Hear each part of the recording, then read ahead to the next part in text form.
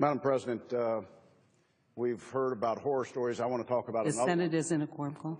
Oh, sorry. I want to talk about another one, and it's the bill in front of the Senate today. It's the Drug Quality and Security Act. Today, the Senate has an important opportunity to advance balanced bipartisan legislation on behalf of our nation's patients. The Drug Quality and Security Act will respond to the tragic events surrounding last year's meningitis outbreak and will strengthen and improve our national pharmaceutical supply chain. Last year's unfortunate compounding meningitis has reminded us that had the early warning signs been heeded, we may have been able to prevent or mitigate the crisis in the first place. In light of what Congress has learned since the outbreak first occurred last fall, this bipartisan legislation includes provisions that respond to and take a big step towards addressing the issues which led to the unfortunate pharmaceutical compounding tragedy over 1 year ago.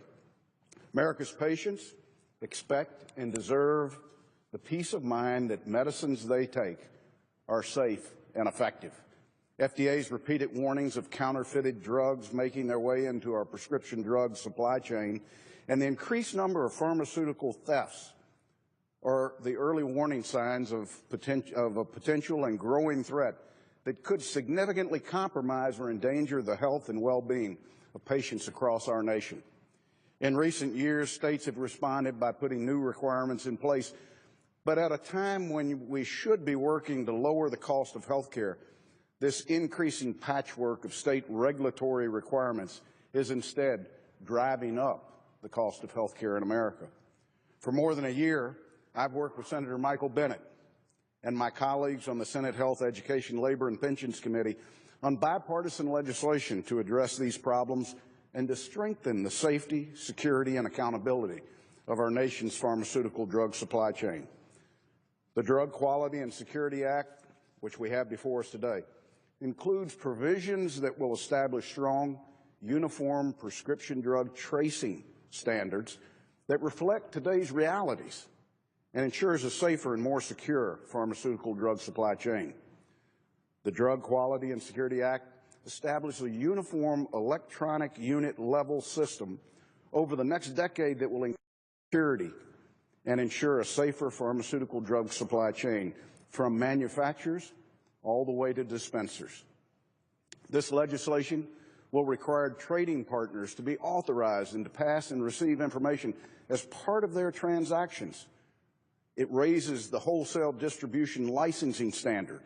It establishes licensure standards for third-party logistics providers and requires suspect and illegitimate products to be appropriately handled.